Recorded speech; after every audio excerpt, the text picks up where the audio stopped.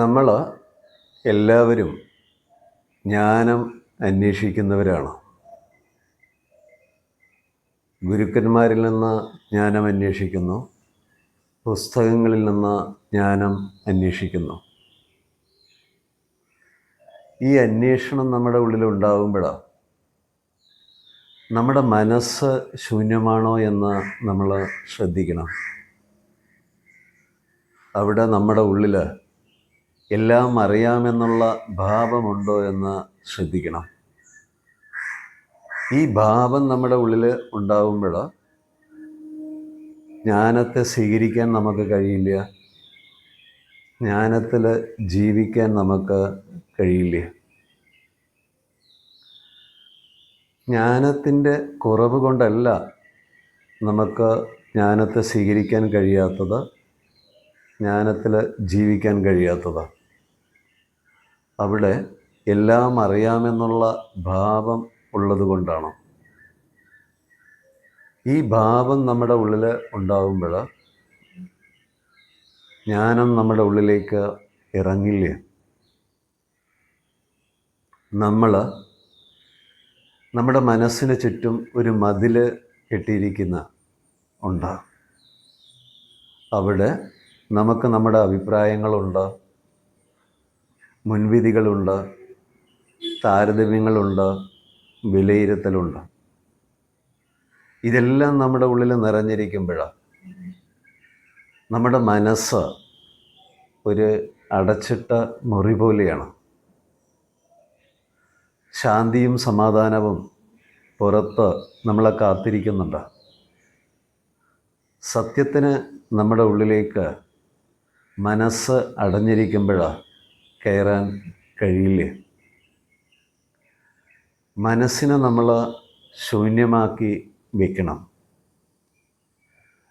മനസ്സ് ശൂന്യമില്ലെങ്കിൽ, അവിടെ എല്ലാം അറിയാമെന്നുള്ള ഭാവമുണ്ടെങ്കിൽ, ഒരു ഗുരുവിൻ്റെ അടുത്ത് ചെന്നു കഴിഞ്ഞാലും ആ ഗുരുവിൻ്റെ വാക്കുകളെ ശ്രവിക്കാൻ കഴിയില്ലേ.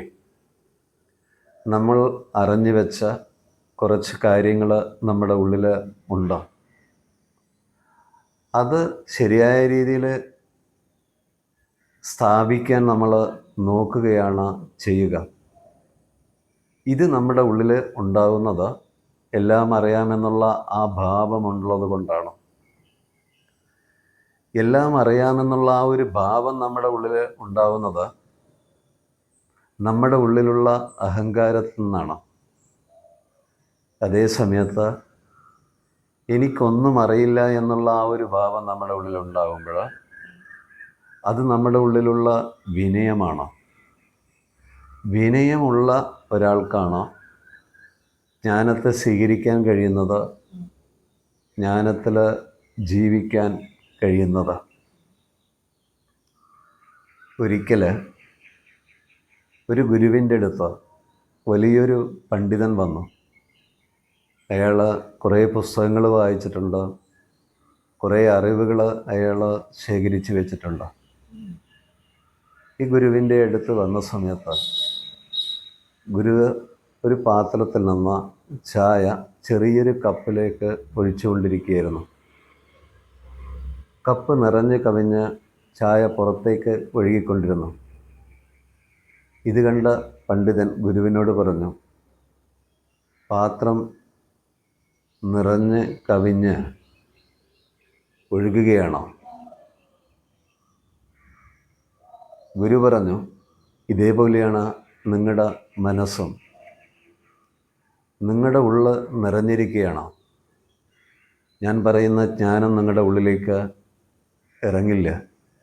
നിങ്ങളുടെ ഉള്ളിനെ ശൂന്യമാക്കി വയ്ക്കണം.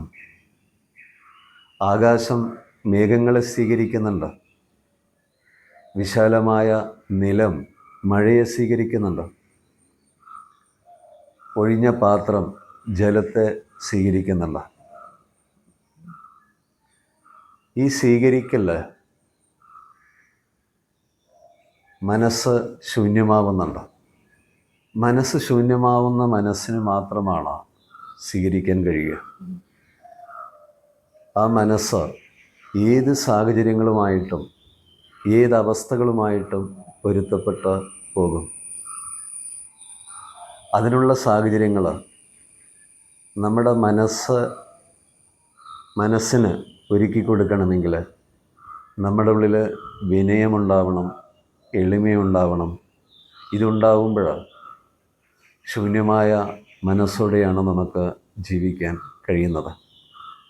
ചെറുതായി ഒന്ന് ശ്രദ്ധിച്ചു കഴിഞ്ഞാൽ ഈ സാഹചര്യങ്ങൾ നമ്മുടെ മനസ്സിന് ഒരുക്കി കൊടുക്കുമ്പോഴാണ് നമ്മൾ ശരിയായ രീതിയിൽ നമ്മൾ ജീവിക്കുന്നത്. സന്തോഷവും ശാന്തിയും അനുഭവിച്ച് നമുക്ക് ജീവിക്കാൻ കഴിയുന്നത്.